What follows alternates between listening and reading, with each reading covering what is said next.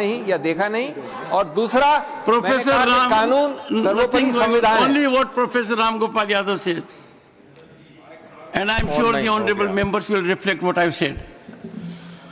Professor Ram Gopal Yadav. धन्यवाद श्रीमान, आपने इस बहुत ही महत्वपूर्ण और विवादास्पद बिल पर मुझे बोलने का मौका दिया। कल लोकसभा में मध्य रात के बाद तक चर्चा चली और बिल पास हुआ। मैंने माननीय रिजिजू साहब को पूरा भाषण सुना और नेताओं के भाषण भी सुने, और आज भी सुन रहे हैं। दोनों तरफ से कुछ बहुत अच्छे वक्ताओं ने भाषण दिए। कभी कभी लगता है कि उधर से कोई अच्छा व्यक्ति बोल रहा है तो लगता है यही सही है, और कई बार ऐसा लगता है कि इधर से जो बोल रहे हैं वो ज़्यादा सही है। तो ये संसद में जब कन्फ्यूजन जैसी स्थिति हो जाती है तो हमें लगता है कि संसद के माध्यम से देश की आम जनता में भी कन्फ्यूजन पैदा किया जा रहा है, जबकि स्थिति बिल्कुल साफ है।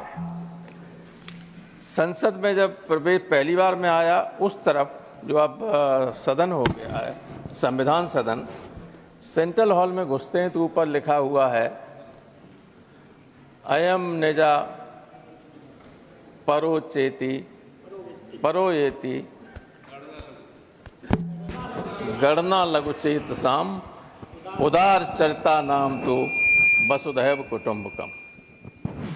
तो मैं तो यही अपेक्षा करता हूं सरकार से, खास तौर से, क्योंकि जो विपक्ष में बैठे हुए हैं वो कुछ बना बिगाड़ नहीं सकते, लेकिन जो इधर बैठे हुए हैं वो बहुत कुछ नुकसान कर सकते हैं देश का, लोगों का, और संसदीय लोकतंत्र की जो मर्यादा है उसका भी। इसलिए उदार बने रहिए। नड्डा जी ने अच्छी बात कही, लेकिन कहा कि राजनीति हुई, और अंत में खुद राजनीति में प्रवेश कर गए। तो स्थिति बिल्कुल क्लियर है कि सारे धर्मों के साथ समान व्यवहार होना चाहिए। बहुत बड़ी आबादी है माइनॉरिटी की, और खासतौर से मुसलमानों की हिंदुस्तान में। मेरे ख्याल से दुनिया में इतना बड़ी संख्या मुसलमानों की कहीं नहीं जितनी हिंदुस्तान में, मुस्लिम देशों में भी कहीं।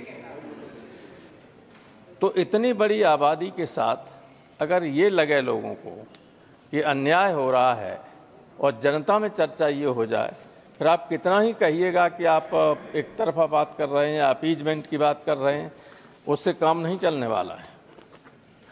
व्यक्ति खुद जब कुछ काम अपने को असेस करता है कि मैं ऐसा कर सकता हूं, लेकिन जनता उसको जज करती है कि उन्होंने अतीत में कैसा किया है, मैंने कैसा पीछे किया है। जजमेंट तो उससे होता है। मैं कहूं कि मैं ऐसा कर सकता हूं, मैं करूंगा, उससे थोड़ी कोई जजमेंट करेगा।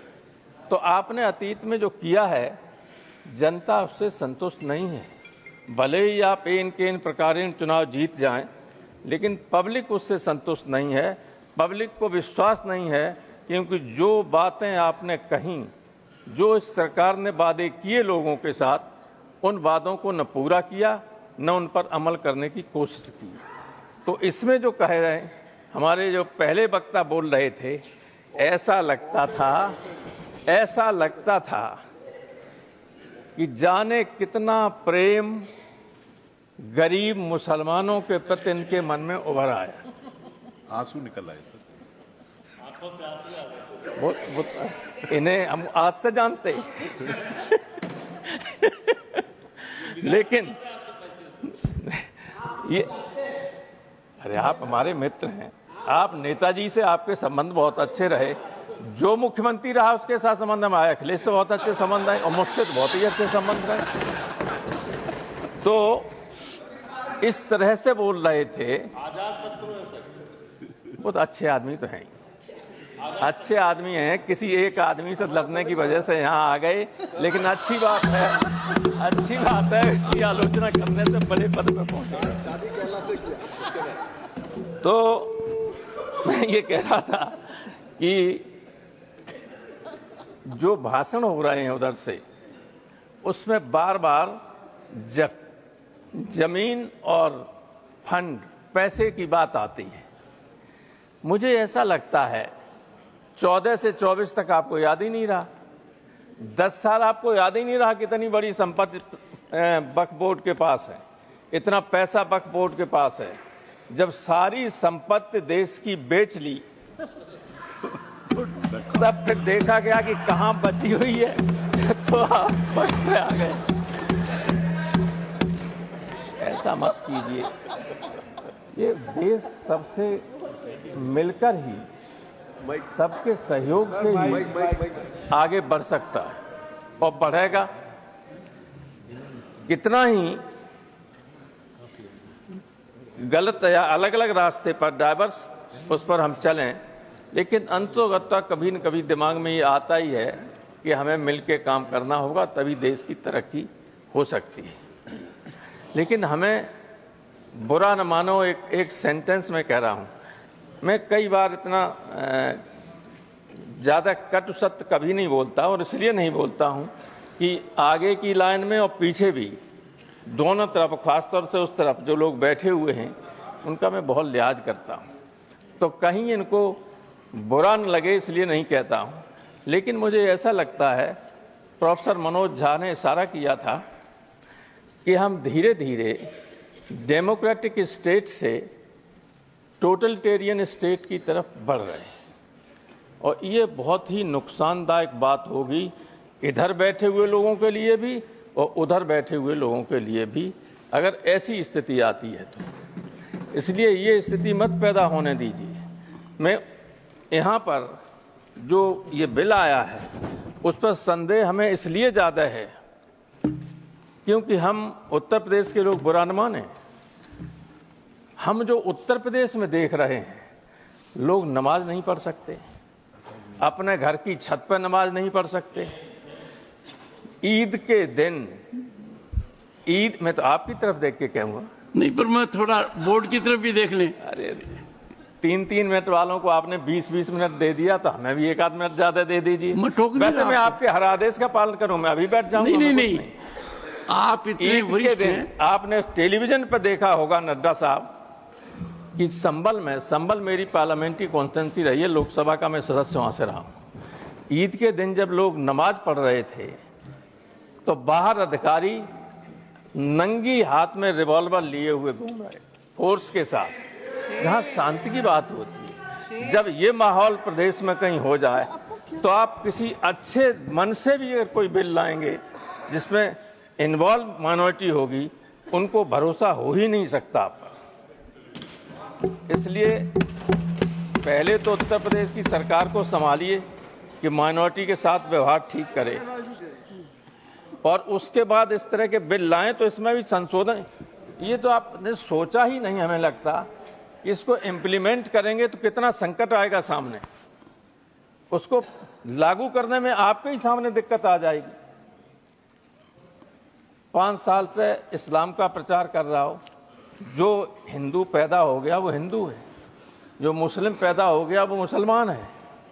अब वो प्रचार कर रहा है, प्रसार कर रहा है, इस्लाम का कर रहा है कि नहीं कर रहा है, ये आपके हाथ में, हमारे हाथ में, ये तो ईश्वर के हाथ में है, अल्लाह के हाथ में। कौन कहाँ पैदा हुआ, जो पैदा हुआ जहाँ वो है, अगर मुसलमान पैदा हुआ तो मुसलमान धर्म का है कि नहीं, माना जाएगा कि नहीं माना जाएगा। तो 5 साल का वो उसमें बैरियर लगाने से क्या फायदा है। Thank you professor. पूरी बात, और सारा अधिकार अगर कलेक्टर को दे दोगे तो आर्टिकल 26 का उल्लंघन तो है। फंडामेंटल राइट्स भारतीय संविधान के 3रे अनुच्छेद 3रे भाग में है, वो शुरू होता है, उसमें आर्टिकल 13 में साफ लिखा हुआ है कि इस भाग के अंतर्गत जितने भी अधिकार दिए गए हैं उनको सीमित करने वाला, छीनने वाला कोई भी कानून बनाया जाता है तो वो कानून रद्द होगा। आर्टिकल 13 में है, आप जानते हैं, सभी जानते हैं, बड़े बड़े वकील बैठे हो। तो आर्टिकल 13 और आर्टिकल 26 में है कि आप कोई भी माइनॉरिटी अपना रिलीजियस मैनेजमेंट और सारी व्यवस्था खुद कर सकते। दोनों को एक साथ पढ़ें तो आप स्वयं इस निष्कर्ष पर आ जाएंगे कि सब इलीगल है, असंवैधानिक है। तो कोई असंवैधानिक काम मत कीजिएगा।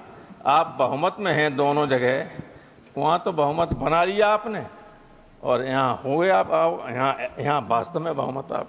थैंक यू प्रोफेसर तो साहब। उसका दुरुपयोग मत कीजिएगा, मेरी यही राय है। Thank you.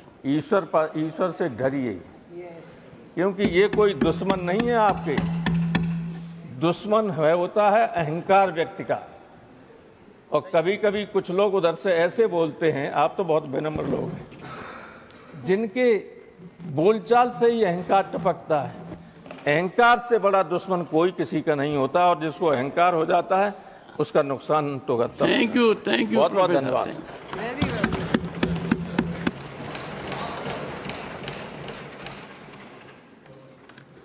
प्रोफेसर साहब, आपने एक बड़ी आपत्तिजनक बात कही।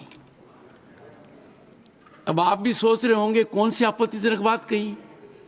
आपने डॉक्टर राधा मोहन अग्रवाल जी की तरफ इशारा कर कर कहा, नहीं, आपने डॉक्टर राधा मोहन अग्रवाल जी की तरफ इशारा कर कर कहा, एक व्यक्ति से डरकर यहां आ गए।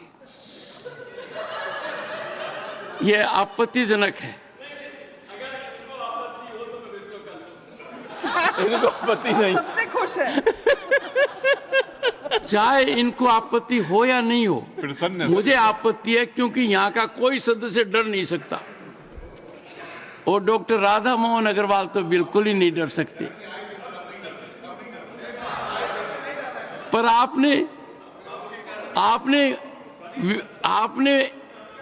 आपने उस व्यक्तित्व का महामंडन किया है। यह आपकी साजिश है, सोच समझकर किया है। और एक बात शुरुआत की आपने कि आपके प्रांत में ऐसी ताकत है कि लोग यहां आते हैं, यही कहा ना आपने।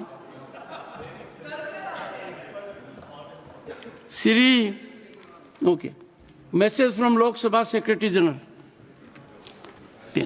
Sir, with your kind permission, I rise to report that the Lok Sabha